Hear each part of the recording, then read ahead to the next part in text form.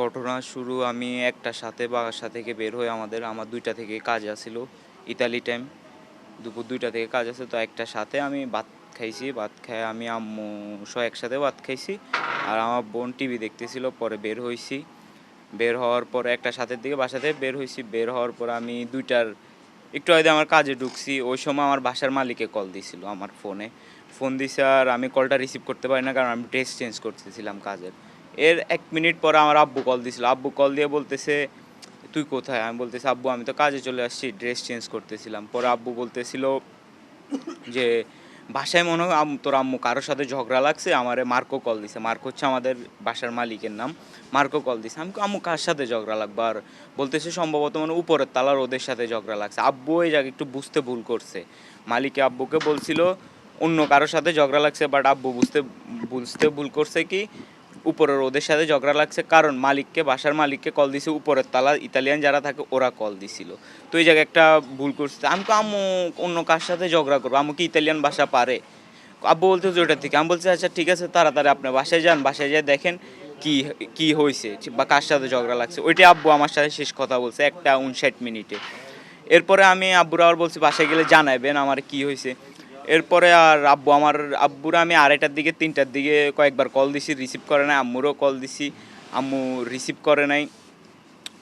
এরপরে দিয়ে আপনার 4:30 5টার দিকে ওই খুনি আমার একটা মেসেজ দিছে, একটা অন্য নাম্বার থেকে মেসেজ দিছে। মেসেজ দিয়ে বলতেছে, "তোর আব্বু আম্মু ঝগড়া লাগছে আমার টাকা নিয়ে, ও নাকি আমার আব্বুর থেকে 16,75,000 টাকা পায়।" এরকম বলে একটা অনেক বড় একটা চিঠি মেসেজ দিছে আমার হোয়াটসঅ্যাপে। তো আমি ওই সময় কাজে, আমি আর সিন করতে পারি না, বাট আমি একবার দেখছি, জাস্ট একবার সংক্ষেপে দেখছি। আবার লাস্টে লিখে দিছি সম্ভবত ওনারা একজনের সাথে একজন ঝগড়া করে ফোন ভাঙিয়ে ফেলছে, আমারও ডাকছে, আমি আসছিলাম, আমার সামনে ফোন ভাঙিয়ে ফেলছে, এগুলো হাবিজাবি অনেক কিছু লিখছে। লেখার পরে দিয়ে আপনার শেষে লিখে দিছে, "ঠিক আছে তুই 9টা বাজে আসলে কল দিস, আমিও আসি, আমরা বসে এটা শেষ করুম, তোমার আব্বু আমার টাকা দিতে হইব", এগুলো বলে অনেক কিছু লিখছে। তো আমি আর সিন দিই নাই। শাহাদাত হোসেন। হ্যাঁ। তারপরে আমি আপনার 9টার দিকে কাজ শেষ করছি। 9টার দিকে কাজ শেষ করে আমি বাসার নিচে আসছি 9:23-24-এর দিকে। 9:23-24 দিকে বাসা আসার পরে দিয়ে আমার হাতে চাবি আছিল বাসার। তো আমি নিচের গেট খুলছি। আমাদের 2টা গেট। আপনারা হয়তো ভিডিওতে দেখছেন। নিচের একটা গেট, পরে একটা মেইন গেট, বাসার গেট। তো নিচের গেটটা খুলছি।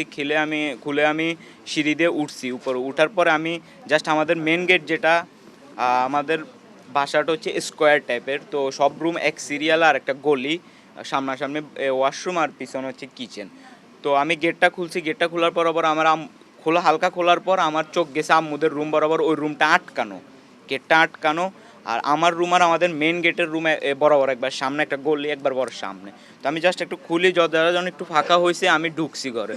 ঢুকার সাথে সাথে বাম হাত দিয়ে আমার রুমের পাশে আমি যাই মতো আমার বাম হাত, কারণ লাইট সব কিছু অফ, ঘরের লাইট সব কিছু অফ। তো আমি বাম হাত দিয়ে আমার রুমের লাইটটা, দরজাটা খুলছি। খোলার সাথে একটু আলো আসছে, আমার রুমের লাইট আগের থেকে জ্বালানো।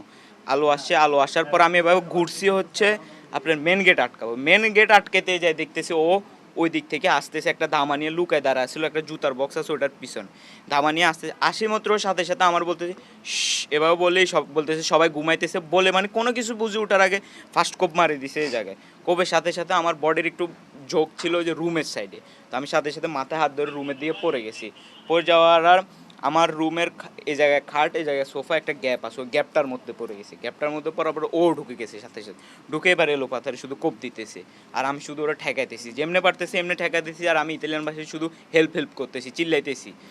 এক পর্যায়ে 2-3 মিনিট ওরা আমি ঠেকাইছি, ও যেমনে পারতেছে অমনে কোপ দিতে। একবার ঠেকানোর পর আমি ওর ডান হাত ধরে ফেলছি ধামাসহ।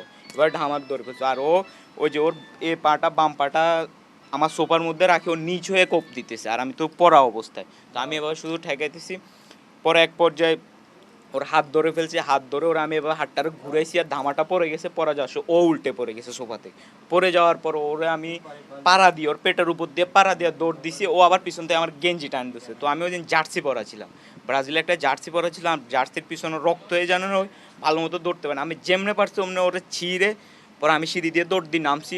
ও এই যে পিছন দিয়ে আমার দৌড় দিয়ে নামছে। পরে আমি গেটের বাইরে যাই, আমাদের বাসার ডান সাইডে পড়ে গেছে, আর বাইরে কিছু লোকজন ছিল। আবার ওই সময় আমাদের বাসার একটা মেয়ে ঢুকতেছিল, ও আবার হচ্ছে ইতালিয়ান একজন পুলিশ। তো আমার সাথে সাথে বুকে জড়ায় ধরে ফেলছে। তো আমি ডান সাইডে পড়ে গেছি, আর ও বাম সাইড দিয়ে দৌড় দিয়ে পালাই চলে গেছে।